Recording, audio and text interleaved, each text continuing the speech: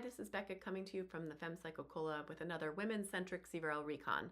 This week is a scratch style race on Countryside Tour in Macquarie. Scratch means that all that matters are the finish line points and there's no preems throughout the race. So I am still going to be on my aero bike. So that for me is the SL8, and I'm going to have NV SES 4.5 Pro wheels because I think the disc wheels might have a disadvantage on the dirt climb.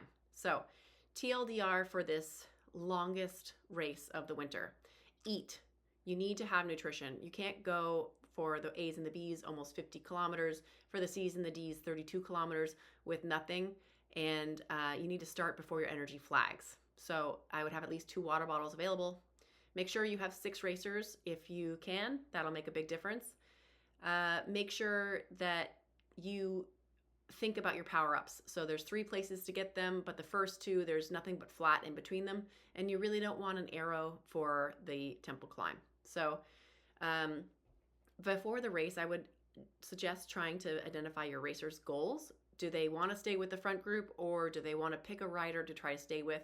At this point, it's race 3 of the season, so you might have other racers on different teams to mark. That could make you feel like you've accomplished something, because you want to feel like you accomplished something whether or not you stay with the front group on this course.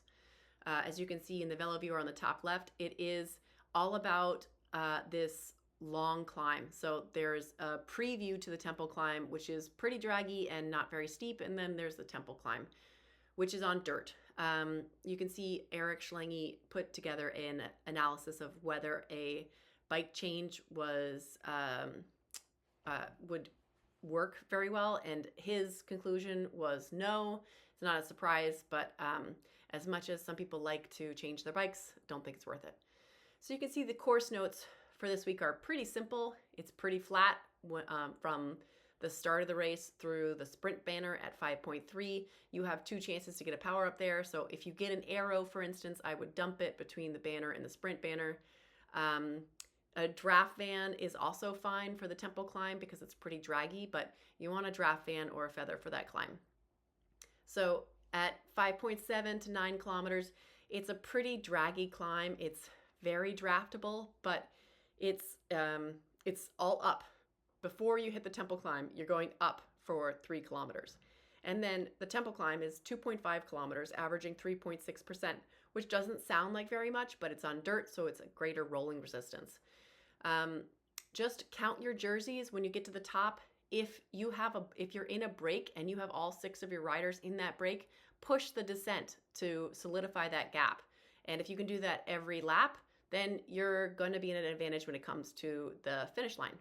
So following the climb, it's then downhill for about 5 kilometers. So in the last lap, you want to look at that last couple kilometers as a time to push and not a time to recover. So you can see we're going to go through a quick lap here with my friend Anya in her special yellow socks. And if you watch the end, you'll see that the finish line is after a descent, and that's going to make a difference in how you approach it. So if you're going long for the finish line, you may be steamrolled over if there's a group behind you, because the group is going to descend faster than a solo rider. So be smart about what power-ups you have, and if you want to see a view of the finish line, just watch through the end of Anya's video. So good luck on Tuesday, and see y'all next week. We'll be back to a reasonable 26 kilometer course.